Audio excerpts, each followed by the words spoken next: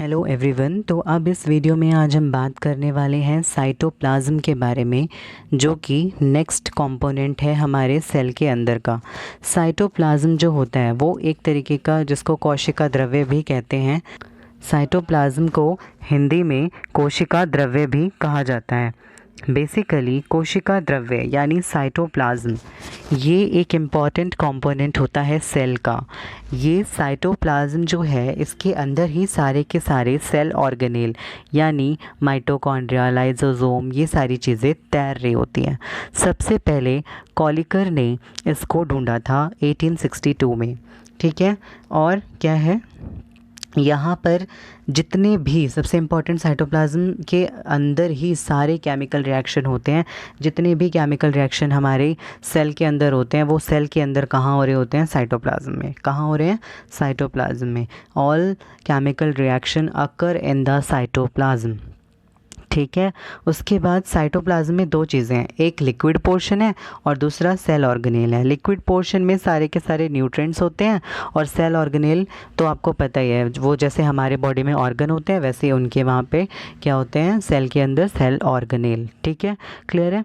तो साइटोसोल हम उस लिक्विड पोर्शन को कह रहे हैं जिसमें वो तैर रहे हैं, और सेल ऑर्गेनेल, लाइसोसोम, माइटोकॉन्ड्रिया, इन सब को कह रहे हैं, ठीक है।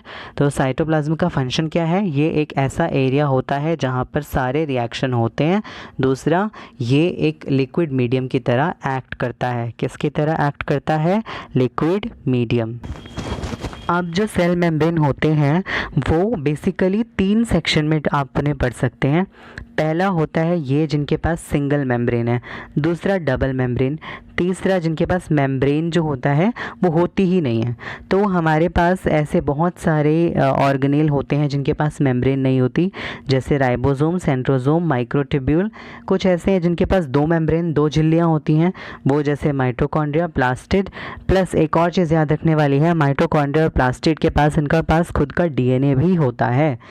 पहले 2 सेल ऑर्गेनेल यही हैं जिनके पास खुद का डीएनए है, बाकी कोई सेल ऑर्गेनेल ऐसा नहीं है जिनके पास खुद का डीएनए हो। तो ये याद रखना है, इंपॉर्टेंट है, एग्जाम में पूछा जाता है कि उन ऑर्गेनेल का नाम बताइए जिनके अंदर खुद का डीएनए होता है। तो प्लास्टिड और साथ ही में माइटोकॉन्ड्रिया, इनके अंदर खुद का डीएनए होता है। बाकी सिंगल मेम्ब्रेन वाले ऑर्गेनेल हैं lysosome, endoplasmic reticulum, Golgi body, vacuole and peroxisome, ठीक है। स्पेलिंग गलत है पेरोक्सिसोम की यहाँ पर, ईआर जो होता है उसको एंडोप्लाज्मिक रेटिकुलम कहते हैं।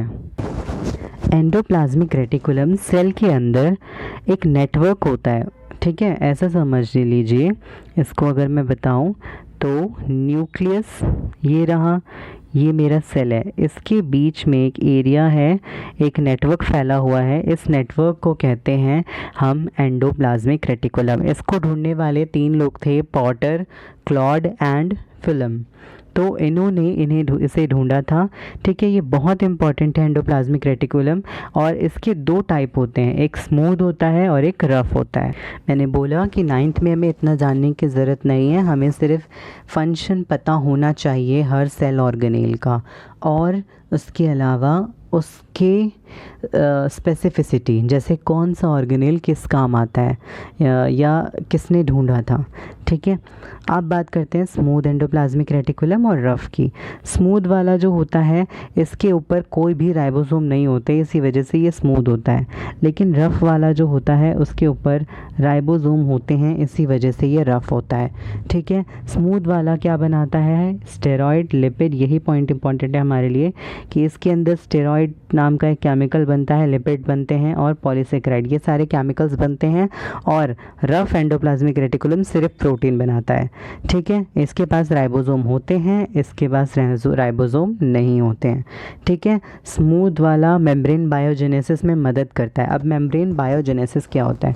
जैसे कि हमारी सेल मेम्ब्रेन टूट जाती है या रप्चर हो जाती है, उसे रिपेयर करने के लिए जो भी केमिकल चाहिए होते हैं उसकी सप्लाई कौन करता है? Smooth endoplasmic reticulum reticulum. इसीलिए इसी प्रोसेस को हम कहते हैं मेम्ब्रेन बायोजेनेसिस। मेम्ब्रेन को दोबारा बनाने के प्रोसेस को हम क्या कहते हैं? Membrane biogenesis. यानी सेल मेम्ब्रेन अगर टूट जाए उसके दोबारा बनाएंगे तो क्या कहेंगे? Membrane biogenesis. उसके लिए जो मटेरियल चाहिए होता है वो कहाँ से आता है? Smooth endoplasmic reticulum. प्रोटीन अगर चाहिए है वो कहाँ से आएगा? राइबोसोम या फिर rough endoplasmic reticulum. But mainly जो इन्वॉल्व होता है वो कौन होता है? Smooth endoplasmic reticulum. Clear? Function पे आते हैं। तो फंक्शन हमारे पास ये है कि ये एक ऑर्गेनेल है जो क्या किसकी तरह एक्ट करता है? एक चैनल की तरह, जिसमें सब्सटेंस साइटोप्लाज्म से न्यूक्लियस में जा सकती है और न्यूक्लियोप्लाज्म से साइटोप्लाज्म में आ सकती हैं, या न्यूक्लियस से साइटोप्लाज्म में आ सकती है। उसके अलावा ये स्टेरॉयड, प्रोटीन, फैट इन सब के बनाने में हेल्प करता है। उसके अलावा ये एक फ्रेमवर्क, एक नेटवर्क बनाता है सेल के अंदर। एंडोस्केलेटन, जैसे हमारी बॉडी में स्केलेटन सिस्टम है, ऐसे सेल के अंदर एक तरीके का नेटवर्क, एक तरीके का सपोर्ट सिस्टम, ताकि सेल की शेप स्ट्रक्चर बनी रहे, वो ये करता है। ठीक है, एंडोस्केलेटन बना के रखता है सेल के अंदर का जो एरिया है, उसकी फिक्स शेप, उसके ऑर्गेनेल के अंदर मटेरियल का एक्सचेंज, ये सब हमारा एंडोप्लाज्मिक रेटिकुलम करता है। अब कौन से फंक्शन हम एग्ज़ाम के लिए याद करें? आपको एग्ज़ाम के लिए सिर्फ इतना याद रखना है कि ये प्रोटीन फैट बनाता है। ठीक है, मेम्ब्रेन बायोजेनेसिस में मदद करता है, प्रोटीन और फैट बनाता है, और क्या करता है? और डिफरेंट मीडियम के बीच में सब्सटेंस का एक्सचेंज। ठीक है, अब जो नेक्स्ट हमारे पास आया है वो है गोल्जी एपरेटस। गोल्जी एपरेटस को गोल्जी बॉडीज़ या डिक्टियोसोम भी कहा जाता है। गोल्जी एपरेटस जो है वो बहुत इम्पॉर्टेंट है। क्यों? क्योंकि ये हमारे सेल के लिए बहुत इम्पॉर्टेंट फंक्शन करता है। ये आपका जो ये स्ट्रक्चर देख रहे हो, ये किसका स्ट्रक्चर देख रहे हो आप? गोल्जी एपरेटस का। यहाँ इसके पास एक सिस फेस होता है, एक ट्रांस फेस। इतना डिटेल में हमें नहीं जाना है, हमें सिर्फ याद रखना है कि कैमिलियो गोल्जी ने इसको डिस्कवर करा था। गोल्जी एपरेटस नाम का एक स्ट्रक्चर हमारी सेल में पाया जाता है। अब हम सीधा सिर्फ फंक्शन पे आएंगे जो कि हमारे कोर्स के लिए इम्पॉर्टेंट है। ठीक है, अब हम बात करेंगे कि क्या फंक्शन है हमारे इस गोल्जी एपरेटस के लिए, जो हमारे कोर्स में इम्पॉर्टेंट है 9th के लिए। डिटेल्ड हम पढ़ते हैं 11th और 12th में। ठीक है, 12th में नहीं, 11th में। ठीक है, और आगे स्टडीज़ में। तो पहली चीज़ क्या है कि ये storage, modification, packaging and secretion of product में हेल्प करता है। यानी ये चीज़ों को स्टोर करता है, चीज़ों को मॉडिफाई करता है, उन्हें पैकेज करता है। देखो, अगर हमें किसी स्टोर रूम में कुछ रखना होता है तो हम सबसे पहले उसे पैकिंग करते हैं, उसकी पैकिंग करने के बाद उसे स्टोर करते हैं। ठीक है, सबसे इम्पॉर्टेंट फंक्शन जो गोल्जी एपरेटस का होता है वो है लाइजोसोम का बनाना। लाइजोसोम एक ऐसा ऑर्गेनेल होता है जिसको suicidal bag of the cell कहा जाता है। क्यों कहा जाता है आगे अब भी हम समझेंगे उसको। तो ये गोल्जी एपरेटस किसको बनाता है? लाइजोसोम को, पहला फंक्शन। दूसरा क्या है? स्टोरेज, स्टोर करता है चीज़ों को, मॉडिफाई करता है। ठीक है, और पैकेजिंग भी करता है, और चीज़ों को सिक्रीट भी करता है। सिक्रीट मतलब किसी सब्सटेंस को अपनी बॉडी से रिलीज़ भी करता है। ठीक है, क्लियर है? उसके अलावा, ठीक है, उसके अलावा क्या है? सेल वॉल और प्लाज्मा मेम्ब्रेन की सिंथेसिस में भी काम करता है। ये ही वो फंक्शंस हैं जो हमें याद रखने हैं। 3 याद रख सकते हो, हाँ वैसे तो 2 ही काफ़ी होते हैं। ठीक है, 3 फंक्शंस की याद कर सकते हो, बट 2 इज़ इनफ। ठीक है, गोल्जी एपरेटस का मेन फंक्शन समझ आया? स्टोरेज करना, चीज़ों को स्टोर करना, मॉडिफाई, बदलना, पैकेजिंग में काम करना यानी पैकेज करना, और उसके अलावा सिक्रीशन में काम करना, और साथ ही लाइजोसोम को बनाना। सेल वॉल को भी बनाता है ये। ठीक है, प्लाज्मा मेम्ब्रेन को भी सिंथेसिस में मदद करता है, बनाता नहीं है, मदद करता है। ठीक है, क्लियर? अब हम आगे बढ़ते हैं। अब हमारे पास जो नेक्स्ट ऑर्गेनेल आता है वो आता है माइटोकॉन्ड्रिया। माइटोकॉन्ड्रिया जो होता है वो basically powerhouse of the cell होता है। क्यों कहते हैं इसको powerhouse of the cell? क्योंकि इसके अंदर बहुत सारी एनर्जी बनती है, इसलिए इसको क्या कहते हैं? Powerhouse of the cell या स्टोरेज बैटरी। इसके पास 2 मेम्ब्रेन होती हैं, इसके पास खुद का डीएनए, जो सबसे इम्पॉर्टेंट हमें हमारे एग्ज़ाम के लिए याद रखना है कि इसके पास खुद का डीएनए होता है। इसको पावर हाउस कहते हैं। क्यों कहते हैं? क्योंकि ये एनर्जी प्रोड्यूस करता है। ठीक है, देखने में माइटोकॉन्ड्रिया कुछ इस तरीके से दिखता है। ठीक है, ये एक रफ़ ड्राइंग डायग्राम है। ठीक है, इतना हमें डिटेल में नहीं जाना है, बट एग्ज़ाम में आए तो हम ये डायग्राम ड्रॉ कर सकते हैं। ठीक है, आउटर मेम्ब्रेन इसमें है, इनर मेम्ब्रेन है, और खुद का डीएनए भी है। ये देखो इस जगह, ये इसका खुद का डीएनए है। ठीक है, तो डीएनए भी है, राइबोसोम भी है। ठीक है, दोनों मेम्ब्रेन भी हैं, आउटर और इनर। तो ये इसका एक स्ट्रक्चर है। अब सबसे इम्पॉर्टेंट है, हमें याद रखना है फंक्शंस ऑफ माइटोकॉन्ड्रिया। तो माइटोकॉन्ड्रिया जो होता है उसका पहला फंक्शन क्या है, एटीपी बनाना यानी कि एनर्जी बनाना। दूसरा फंक्शन क्या है, रेस्पिरेशन में मदद करना। बस इतना ही। रेस्पिरेशन क्या होता है, रेस्पिरेशन एक प्रोसेस होता है जिसमें फूड से एनर्जी निकाली जाती है। तो माइटोकॉन्ड्रिया का काम क्या है, एनर्जी बनाना। किस फॉर्म में, एटीपी में। एटीपी क्या है, एटीपी एक ऐसा मॉलिक्यूल होता है जिसको हम एनर्जी मॉलिक्यूल कहते हैं। हमारे शरीर में एनर्जी हमेशा एटीपी की फॉर्म में बनती है, यानी एटीपी मॉलिक्यूल की फॉर्म में हमारे शरीर में ऊर्जा उत्पन्न होती है। ठीक है, और दूसरा, माइटोकॉन्ड्रिया के अंदर क्या होता है, उसके अंदर एक रेस्पिरेशन प्रोसेस होता है। रेस्पिरेशन का मतलब क्या है, फूड से एनर्जी निकालना। एक चीज़ और हमें याद रखनी है इसमें कि ATP is the currency of cell, energy currency of cell. जब भी सेल को एनर्जी चाहिए होती है वो एटीपी बनाता है। ठीक है, क्लियर, डन। अब हम आते हैं हमारे नेक्स्ट स्ट्रक्चर पे, विच इज़ राइबोसोम। ये जो आप डॉट डॉट डॉट डॉट देख रहे हो अलग अलग जगह पे, एक ये लेमिनला सिस्टर्ने पे, वेसिकल पे, टिब्यूल पे, इन जगहों पे, तीनों पे, या ऐसे समझ लो ये जो डॉट डॉट देख रहे हो ना, ये डॉट, इन डॉट को राइबोसोम कहते हैं। और इसमें एक बड़ा हिस्सा होता है और एक छोटा हिस्सा होता है। बड़े वाले को लार्ज सब यूनिट कहते हैं, इस वाले को, और इस वाले को स्मॉल सब यूनिट कहते हैं। लार्ज सब यूनिट एंड स्मॉल सब यूनिट। अब इसके फंक्शन पे आते हैं। एक और चीज़, ये राइबोसोम के पास कोई मेम्ब्रेन नहीं होती। और इसके अलावा राइबोसोम प्रोटीन सिंथेसिस करता है। कैसे करता है, न्यूक्लियस से मैसेज आता है और मैसेज को ये रिसीव करता है। रिसीव करने के बाद जिस भी तरीके का प्रोटीन चाहिए होता है राइबोसोम उन्हें बनाकर दे देता है। राइबोसोम क्या काम करता है, प्रोटीन सिंथेसिस, क्या प्रोटीन बनाता है। ठीक है, अब हम बात करते हैं हमारे नेक्स्ट ऑर्गेनेल। सब बहुत ईजी है, बहुत ईजिली लर्न कर लेंगे। जैसे हमारे अंदर माइटोकॉन्ड्रिया होता है, ठीक है, वैसे कुछ ऑर्गेनिज्म ऐसे भी होते हैं जिनके पास माइटोकॉन्ड्रिया नहीं होता। ठीक है, तो जिनके पास माइटोकॉन्ड्रिया नहीं होता है वो दूसरे तरीके से एनर्जी प्रोड्यूस करते हैं। चलो हम बात कर रहे थे प्लास्टिड की, तो उस पे आते हैं।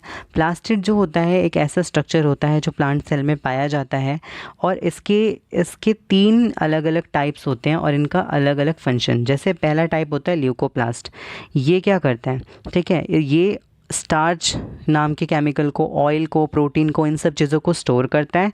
उसके अलावा क्या करता है, ये वाइट कलर का होता है। और कहाँ पाया जाता है, ये हमारा पाया जाता है रूट्स में, सीड्स में, इन सब जगहों पे। ठीक है, क्लियर है, यहाँ पे पाया जाता है। इसका मेन फंक्शन क्या है, storage of starch, oil and protein.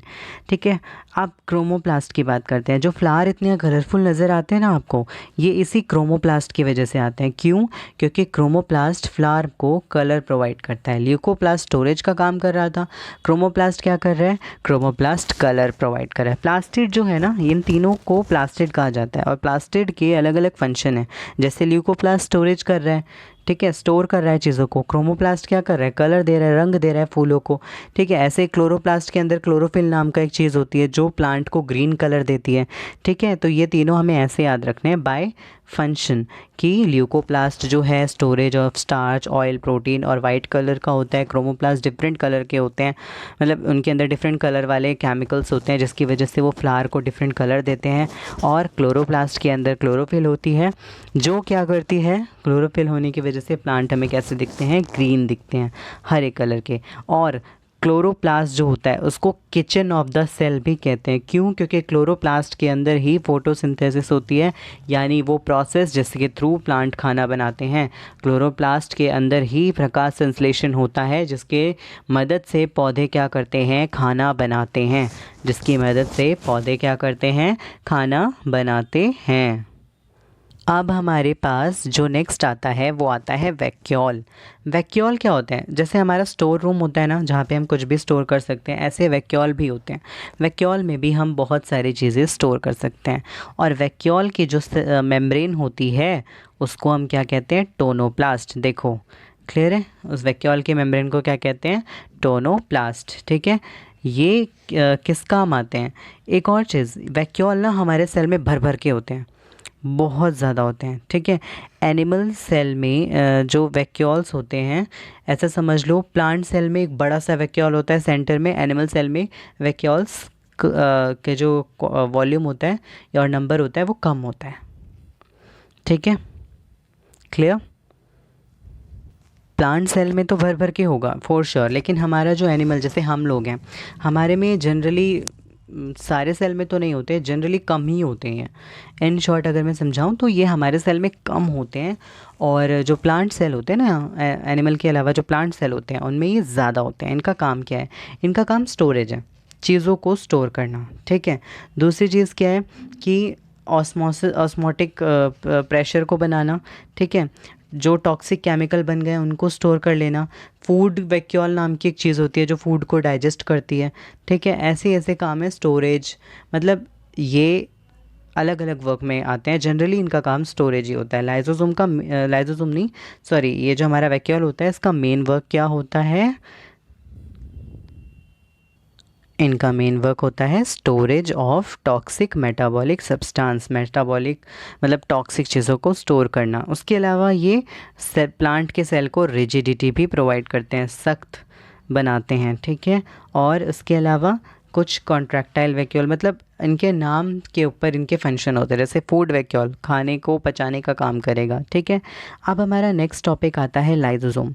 Lysosome को सुसाइडल बैग कहते हैं, मैंने अभी कुछ देर पहले बताया था। क्यों कहते हैं? क्योंकि ये जो लाइजोसोम होता है ना, इसके अंदर कुछ ऐसे केमिकल होते हैं जो चीज़ों को डिस्ट्रॉय कर सकते हैं। ठीक है, तो इनडायरेक्टली इसीलिए इसको क्या कहा जाता है? Suicidal bag. ठीक है, अब लाइजोसोम जो होते हैं वो आरबीसी में नहीं होते। ठीक है, लाइजोसोम कौन बनाता है? गोल्जी बॉडी बनाता है। ठीक है, और इसके अंदर कुछ ऐसे एंजाइम होते हैं। ठीक है, और वो एंजाइम कौन बनाता है? वो रफ एंडोप्लाज्मिक रेटिकुलम बनाता है। लाइजोसोम का काम क्या होता है? इसका मेन काम है कि ये वेस्ट डिस्पोजल सिस्टम की तरह एक्ट करता है, और जो बाहर से आ रहे दुश्मन सेल होते हैं, दुश्मन कोशिका होती हैं, फॉरेन सेल होते हैं, उन सबको ख़त्म करता है। क्या करता है? दुश्मनों को मारता है। ठीक है, जो सेल के अंदर बाहर से कोई भी दुश्मन आएगा तो लाइजोसोम उसको पकड़कर मारेगा, उसे ख़त्म कर देगा, या तो अपने आप को पूरे सेल को ख़त्म कर देगा, या फिर दूसरा काम क्या होता है? Waste disposal system. सेल में जो भी वेस्ट बना है उसको लाइजोसोम में डाल दो, वो नष्ट हो जाएगा। सेल अगर खुद ही प्रॉब्लम कर रहा है किसी जगह पर तो वो लाइजोसोम को बता दो, वो उस पूरे के पूरे अपने सेल को ख़त्म कर देगा। इसी वजह से इसको सुसाइडल बैग कहते हैं। मान लो किसी एक जगह पर एक टिश्यू में बहुत सारे सेल हैं, एक उत्तक में बहुत सारी कोशिकाएं हैं, वहाँ पर एक सेल जो है वो ख़राब हो रहा है, तो लाइजोसोम क्या करेगा? लाइजोसोम खुद ही के सेल को ख़त्म कर देगा। इसीलिए इसको सुसाइड, खुद को मारने को क्या कहते हैं? सुसाइड।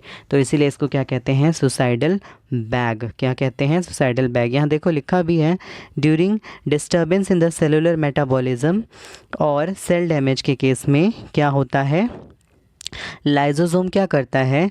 अपने कुछ एंजाइम रिलीज़ करता है और खुद ही के सेल को खा जाता है। देखो ऐसा कुछ है कि ये बंदा ये सोचता है कि अगर यहाँ पर कुछ गड़बड़ है तो मैं क्यों ना खुद को मार लूँ, दूसरों को नुकसान ना पहुँचाऊँ। इसीलिए इसको सुसाइडल बैग कहते हैं। खुद को ही, खुद के सेल को ही ख़त्म कर देता है। क्या कर देता है? ख़त्म। इसी वजह से इसको क्या कहते हैं? इसको कहते हैं लाइजोसोम, या इसको कहते हैं सुसाइडल बैग। अब हम एंड टॉपिक्स पे हैं, तो एंड टॉपिक्स में हम क्या समझेंगे? प्लांट और एनिमल सेल के बीच का डिफरेंस। प्लांट और एनिमल सेल के बीच में क्या डिफरेंस होता है? प्लांट के अंदर क्लोरोप्लास्ट होती है, एनिमल के अंदर क्लोरोप्लास्ट नहीं होती। हम हरे हरे दिखते हैं नहीं ना, क्लोरोप्लास्ट होती तो हरे हरे दिखते, ठीक है, लेकिन प्लांट हरा हरा दिखता है क्योंकि उसके पास क्या है? क्लोरोप्लास्ट, और हमारे पास क्या नहीं है? क्लोरोप्लास्ट। यहाँ पर सेल वॉल होती है लेकिन इधर हमारे पास सेल वॉल नहीं होती है, ठीक है। यहाँ पर सीलिया और फ्लैजला, ये हमें याद नहीं रखना। सीलिया और फ्लैजला क्या होता है? सीलिया और फ्लैजला ना रेशे होते हैं जो सेल के बाहर निकल रहे होते हैं, ठीक है। वो एनिमल में होते हैं लेकिन प्लांट में नहीं होते, ठीक है। उसके अलावा हमें जो याद रखना है, प्लांट में जो प्लांट सेल, अगर मैं आपको यहाँ और जूम करके दिखाऊं तो देखो ये कि प्लांट का जो वैक्यूल, तो this is all about your plant and animal cell. हमें ये क्लियर हो गया होगा अब कि हमारे जो प्लांट सेल हैं उसका जो वैक्यूल है वो बहुत बड़ा है, एनिमल सेल का वैक्यूल या तो होता ही नहीं या तो बहुत कम होता है, ठीक है। उसके बाद हमने देखा कि इसका न्यूक्लियस एकदम सेंटर में होता है एनिमल सेल का, और प्लांट सेल का तो एकदम खिसका हुआ होता है, मोटे से वैक्यूल ने उसको खिसका रखा होता है। प्लांट में क्लोरोप्लास्ट होता है लेकिन एनिमल में नहीं होता। प्लांट में सेल वॉल होती है लेकिन एनिमल सेल में नहीं होती है, ठीक है। क्लियर? डन। तो ये चीज़ हमें क्लियर हो गई है। So before going to next chapter, इस सारे वीडियोस को अच्छे से कवर करना है, एंड कोई भी डाउट है उसे कमेंट में लिखना है। And till then, stay safe, stay healthy, and learn and practice. Okay.